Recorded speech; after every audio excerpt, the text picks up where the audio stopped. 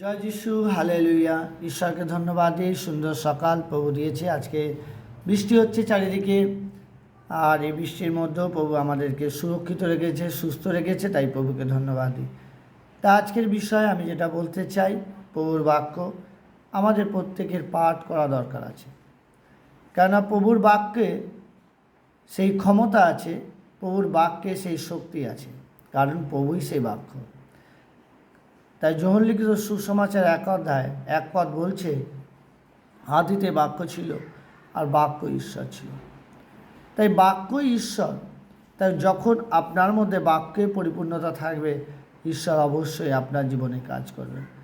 কারণ স্বয়ং প্রভু যিশুকে যখন শয়তান পরীক্ষা করার জন্য প্রান্তরে নিয়েছিলেন, সেই সময়ও প্রভু তার বাক্য দ্বারাই সেখানে জয়ী হয়েছিলেন। শয়তান বলেছিল, তুমি যদি ঈশ্বরের পুত্র হও তাহলে এই পাথরখানাকে বলো রুটি হয়ে যেতে। কিন্তু প্রভু সেই মুহূর্তে কি বলেছিলেন? মানুষ লেখা আছে, লেখা আছে কোথায়? বাক্যে লেখা আছে। ঈশ্বরের মুখ থেকে যে নির্গত বাক্য, সেই বাক্যে লেখা আছে, মনুষ্য কেবল রুটিতে বাঁচিবে না, ঈশ্বরের বাক্যে বাঁচিবে।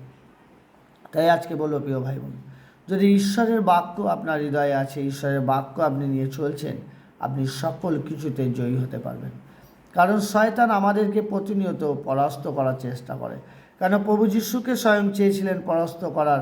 তাকে খাদ্যের মাধ্যম দিয়ে তার জীবনে পরীক্ষা নিয়েছিলেন, এবং তাকে ধর্মধামে উঁচু চূড়াতে নিয়ে গিয়ে সেখানেও পরীক্ষা নিয়েছিলেন, এবং সমস্ত ধন সম্পত্তি দিয়েও প্রভুকে লোভ দেখানো হয়েছিল।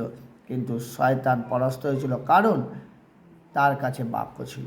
তাই আপনার কাছে কি আছে?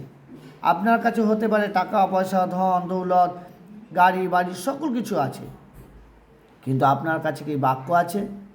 যদি আপনার কাছে বাক্য নেই, আমি বলবো আপনি বাক্যকে পড়ুন। সেই বাক্য হচ্ছে প্রভু যীশু খ্রিস্ট। সেই বাক্য নিয়ে চলুন, জীবনে আপনি জয়ী হবেন।